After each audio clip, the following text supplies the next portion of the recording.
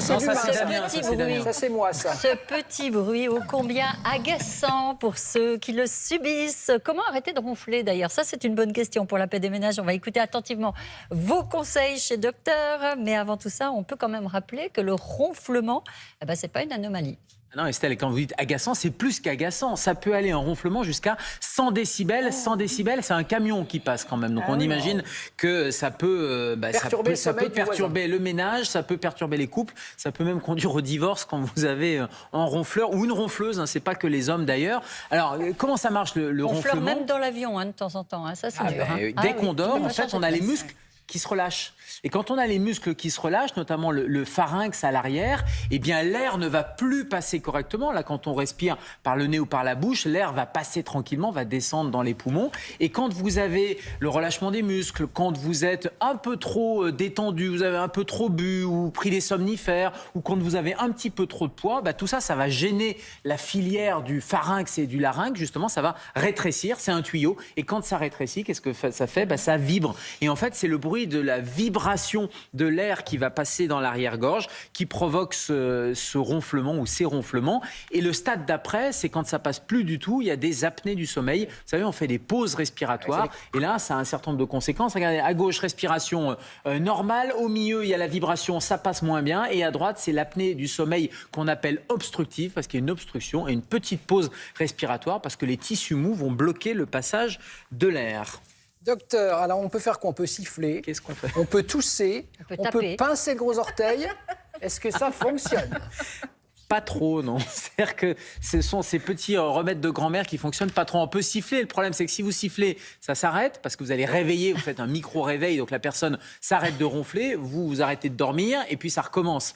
Donc ce sont des petits moyens qui ne marchent pas très bien. En revanche, on sait que malheureusement, physiologiquement, le vieillissement va conduire à plus de ronflements. Le sexe masculin, c'est un facteur de risque. On peut pas y faire grand-chose. En revanche, les deux derniers, le surpoids et l'obstruction nasale, là, on peut y faire quelque chose. Donc perdre du poids, c'est une excellente idée.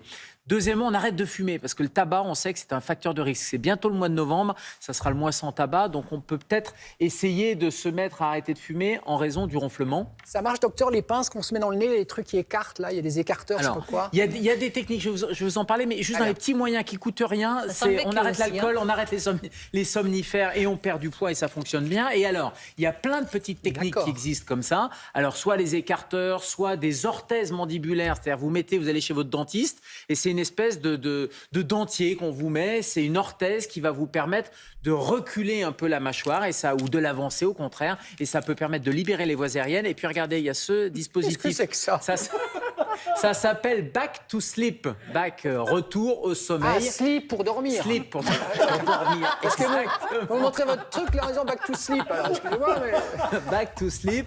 Et l'idée, c'est de le mettre dans le nez. Alors, vous voyez, c'est très souple justement parce que c'est complètement indolore. Vous le rentrez dans la narine. Alors, il y a un petit peu de lubrifiant que vous allez mettre dessus. Ça rentre à l'intérieur de la narine et ça permet de libérer les voies aériennes. Donc, c'est juste une histoire d'habitude. Il faut avoir un peu la technique. Ce qu'on voit là, c'est l'orthèse. Donc, c'est plutôt pour la mâchoire. Et là, ce produit-là, ce dispositif, c'est dans le nez. Mais le principe est le même. C'est de libérer les voies aériennes puisqu'on a vu que la vibration, elle venait d'un problème de passage de l'air. Donc là, on libère le passage de l'air. Vous savez quoi, Damien? C'est à usage unique.